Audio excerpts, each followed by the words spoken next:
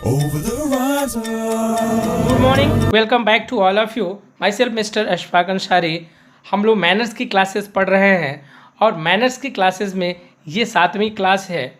आप सब सोच रहे होंगे हम लोग इंग्लिश स्पीकिंग की क्लासेस स्टार्ट करने वाले थे, फिर हम मैनर्स की क्लासेस क्यों पढ़ रहे हैं। आपको बताना चाहूँगा दोस्तों कि first impression is the last impression. जो दिखेगा वो बिकेगा, जो नहीं दिखेगा वो नहीं बिकेगा। इसलिए मैनर्स अगर हमारे पास अच्छे हों तो हम किसी भी सोसाइटी में अपने आप को एडजस्ट कर लेंगे। इसके बाद 2 और क्लासेस हम मैनर्स की पढ़ाएंगे, उसके बाद हम मेन स्पीकिंग क्लासेस में आएंगे और हम आपको गारंटी देते हैं कि 15 क्लासेस करने के बाद आप 45 to 50% अंग्रेजी बोलना सीख जाएंगे। इसलिए आप थोड़ा संयम रखें, हमारी वीडियो को लगातार देखते रहें, सब्सक्राइब करें, शेयर करें, लाइक करते रहें। आज हम पढ़ेंगे शॉपिंग एटिकेट्स। कभी कभी ऐसा होता है कि हम लोग बड़ी दुकानों में जाते हैं और घबरा जाते हैं कि यहाँ पे सामान महंगे होंगे, पता नहीं कैसे ख़रीदना है, क्योंकि हमारी आदत होती है छोटे छोटे रिटेल शॉप में सामान खरीदने की। इसलिए हम लोग बड़े दुकान में, बड़े मॉल्स में जाने में घबराने लगते हैं। लेकिन इस क्लास को पढ़ने के बाद आपको घबराने की बिल्कुल भी ज़रूरत नहीं है, क्योंकि ये शॉपिंग एटिकेट्स इन्हीं सब परेशानियों को ख़त्म करने के लिए, इसी डर को ख़त्म करने के लिए हम लोग ने बनाए हुए हैं। तो शॉपिंग एटिकेट्स की क्लास में हम पहले आपको बताएंगे कि शॉपिंग करते समय बहुत सारी चीज़ों का ध्यान रखना पड़ता है। तो थिंग्स टू रिमेंबर्स में हमको क्या करना है, जैसे हम आपको बताएंगे कि फ्रॉम स्टार्ट टू फिनिश, यानी हम शुरू से लास्ट तक क्या करना है। तो पहली चीज़ क्या करना है, शॉपिंग करने जा रहे हैं तो पहली चीज़ आपको करना है be organised and prepare a shopping list. Be organised and prepare a shopping list. पहले अगर हम बाज़ार करने जा रहे हैं, मार्केटिंग करने जा रहे हैं, तो हमको क्या क्या ख़रीदना है उन चीज़ों की हम एक लिस्ट बना लेंगे। लिस्ट बनाने के बाद एक बार हम रिव्यू करेंगे। ऐसा तो नहीं है कि कोई चीज़ इस लिस्ट में छूट गई है। जाने से पहले ईट बिफोर यू शॉप, जाने से पहले हम खाना खाएंगे। इसलिए खाना खाएंगे क्योंकि जब हमारे पेट में खाना रहेगा तो हमको मार्केटिंग करने में काफ़ी आनंद की प्राप्ति होगी। याद रखेंगे इट बिफोर यू शॉप। जैसे आप बस मार्केटिंग करने जा रहे हैं, मार्केटिंग करने से पहले आप लाइट फूड ले लीजिए, जंक फूड कुछ खा लीजिए, या फिर मेन मील्स कुछ भी आपको लेना हो, जिससे आपको आपकी एनर्जी जो है वो प्रॉपर बनी रहे। क्योंकि भूख लगने में हम अच्छी मार्केटिंग नहीं कर पाते हैं, ये अक्सर देखा गया है। तीसरी चीज़ है डोंट फॉरगेट योर मनी और क्रेडिट कार्ड। कभी कभी ऐसा होता है कि हम लोग अपने क्रेडिट कार्ड को भूल जाते हैं, डेबिट कार्ड को भूल जाते हैं, मनी वैलेट्स को भूल जाते हैं। तो इन चीज़ों का ख्याल रखें, अदरवाइज़ ये भी एक हमारे से बहुत बड़ा मिस्टेक हो सकता है। चौथी चीज़ें ये होती हैं पिक द बेस्ट कार्ड। जब सामान आप लेते हैं तो एक ट्रॉली की ज़रूरत होती है। उस सुपरमार्केट में, मॉल्स में कहीं ना कहीं आपके शॉपिंग कार्ट्स पड़े होते हैं। वो शॉपिंग कार्ट्स कई मॉडल्स के होते हैं, कुछ नए होते हैं, कुछ पुराने होते हैं। तो आप बेस्ट कार्ड का प्रयोग करेंगे। तीसरी चीज़ है आप allow time to stand in line. आपसे पहले भी बहुत सारे लोग ख़रीदारी कर चुके होते हैं। आप क्या करते हैं, आप अपनी पर्सनालिटी को दिखाते हुए, थॉट्स दिखाते हुए आप लोग आगे खड़े हो जाते हैं, जिससे काफ़ी भीड़ हो जाती है और बिलिंग करने में भी परेशानी होती है। तो यदि आपके पास टाइम हो तभी आप मार्केटिंग करने जाएं। अगर लाइन में खड़े होने की आपके पास स्टेमिना हो, 2 मिनट, 4 मिनट, 5 मिनट, तब आप उस आवर्स में मार्केटिंग करने जाएं। अदरवाइज़ आप उसी समय मार्केटिंग करने जाएं जिस समय आपके पास टाइम हो। छठवीं चीज़ यह है कि avoid excessive talkers and obnoxious peoples. कि हम जो ज़्यादा बात करने वाले कुछ वहाँ पे एग्जीक्यूटिव होते हैं, उन लोगों से हम लोग बचें। क्योंकि उनके बात करने के चक्कर में कहीं ऐसा ना हो कि हम लोग उनके बात में आ जाएं और गलत चीज़ों को ख़रीद लें।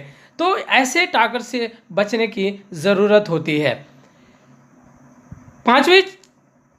छठवीं चीज़ होती है रीड स्टोर साइन, कि आप वहाँ पे क्या क्या लिखा है, कितने % डिस्काउंट है, कितनी छूट है, ये सारी चीज़ों को हम वहाँ रीड करेंगे। ऐसे टॉकर से बचने के लिए बात इसलिए हो रही है कि आप जब कुछ साल पहले, कुछ मंथ पहले या सिंगल रिटेल शॉप में आप गए होंगे तो वहाँ पे कम पढ़े लिखे लोग या इलिटरेट लोग जो होते हैं वो दुकान के सामान को सोल्ड करते हैं। लेकिन जब आप किसी मॉल्स में जाओगे वहाँ रिटेलर्स स्टूडेंट होते हैं जो एग्जीक्यूटिव का काम करते हैं, सेल्स एग्जीक्यूटिव का काम करते हैं, सेल्स मैनेजर्स का काम करते हैं।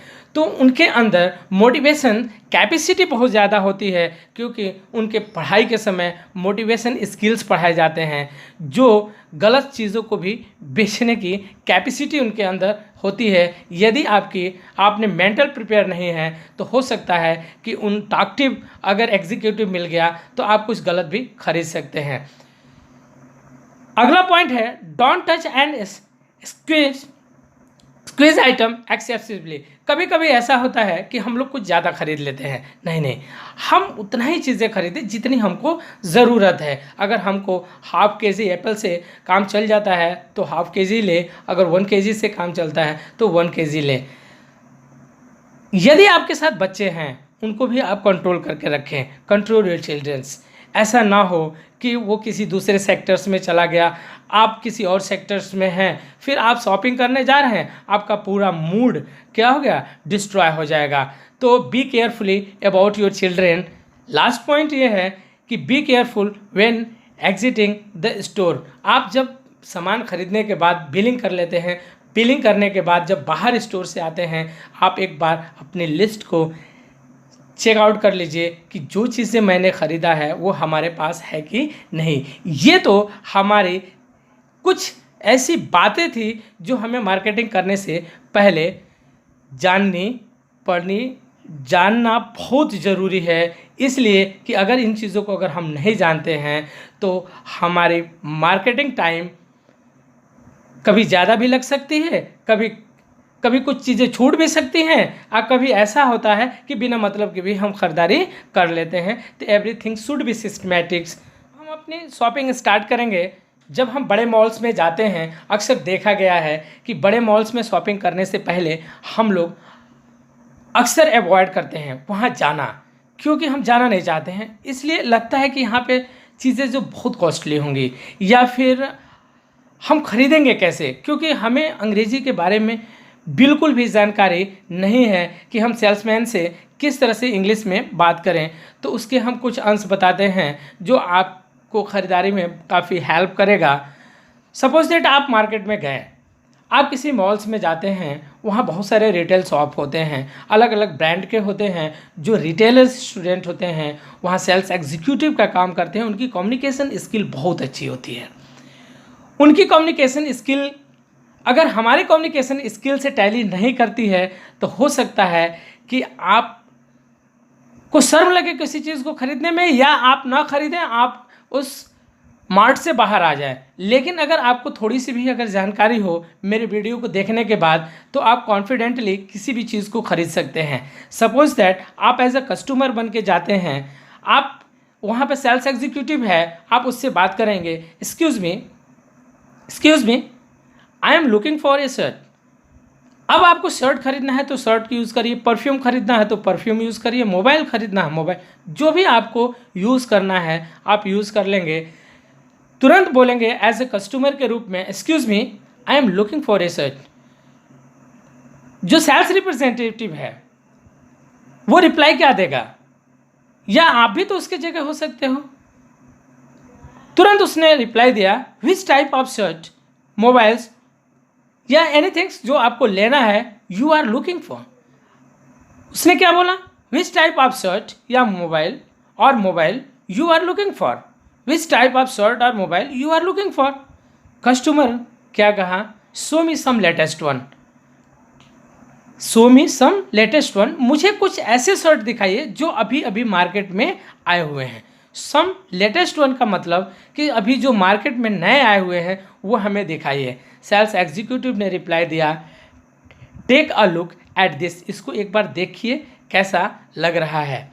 कस्टमर ने कहा, अगर उस कस्टमर को अच्छा नहीं लगा, अगर सेल्स एग्जीक्यूटिव ने कहा take a look at this, इसको देखिए, इस शर्ट को देखिए, इस परफ्यूम को देखिए, इस मोबाइल को देखिए कैसा लग रहा है, लेकिन कस्टमर ने कहा, कस्टमर को पहली नज़र में पसंद नहीं आया, तो कस्टमर ने कहा any better than show of, क्या इसके बाद भी आपके पास कुछ ऐसी चीज़ें हैं जो मुझे दिखा सकते हैं? Any better than show off, if you have new things may come, अगर आपके पास हो तो दिखाइए, और नहीं हो तो हम इसी में से सेलेक्ट कर लेंगे। देखते देखते आपको शर्ट पसंद आ जाती है, आप एज ए कस्टमर के रूप में क्या बोलते हैं? If I will take this, अगर मैं इस शर्ट को लूँ, how much is it for, आप इसका कितना पैसा लोगे?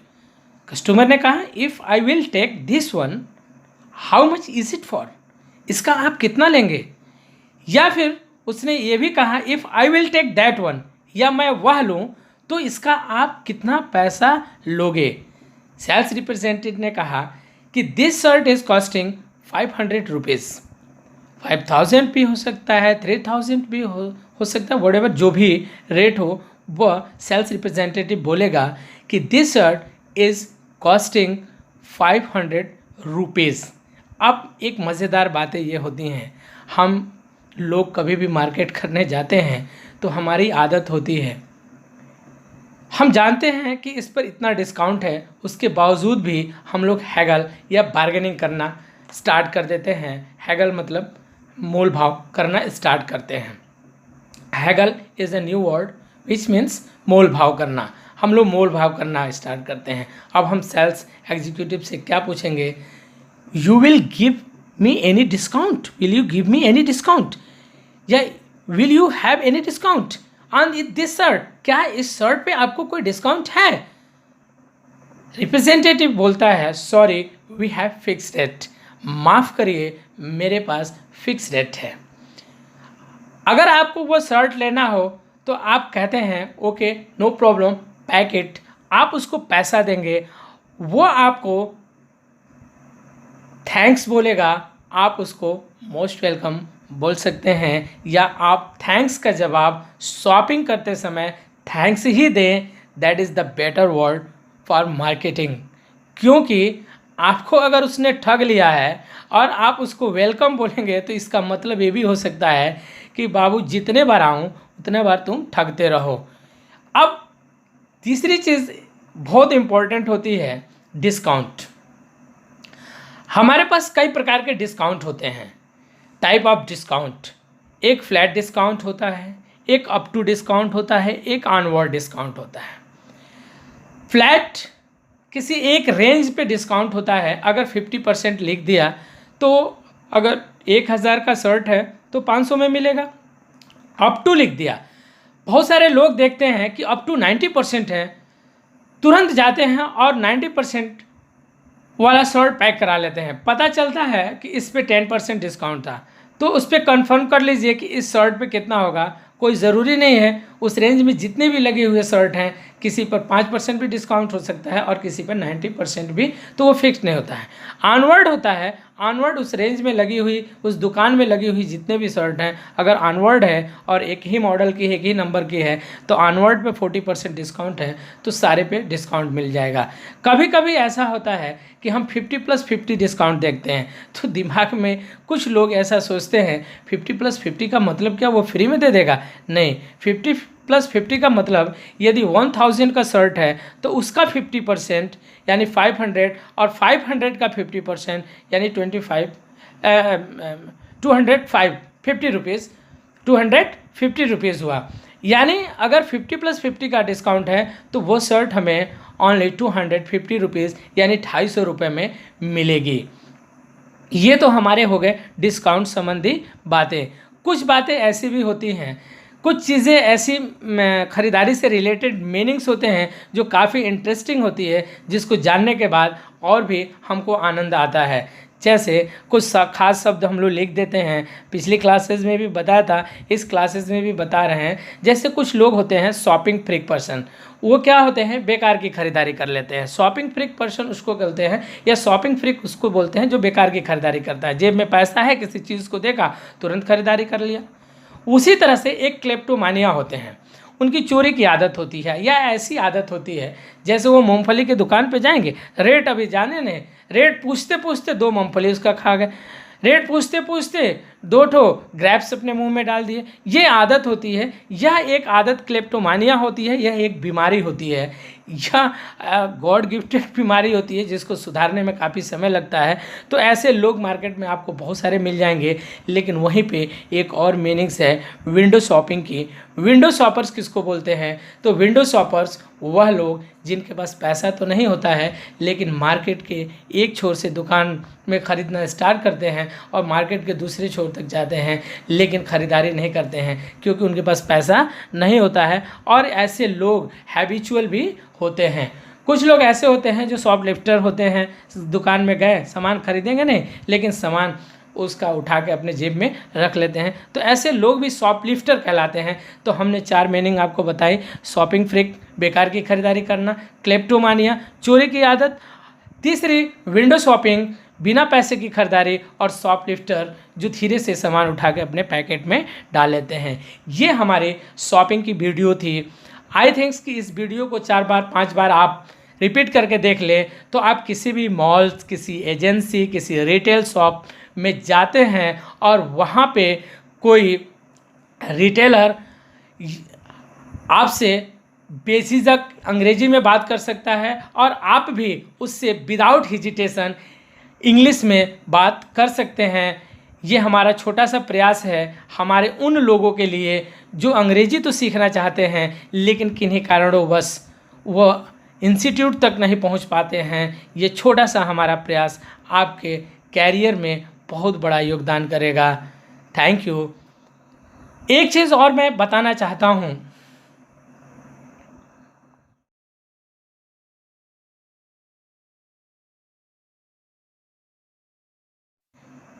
बहुत सारे लोग सोच रहे होंगे कि यह वीडियो बहुत ही इजी लैंग्वेज में बनाया गया है।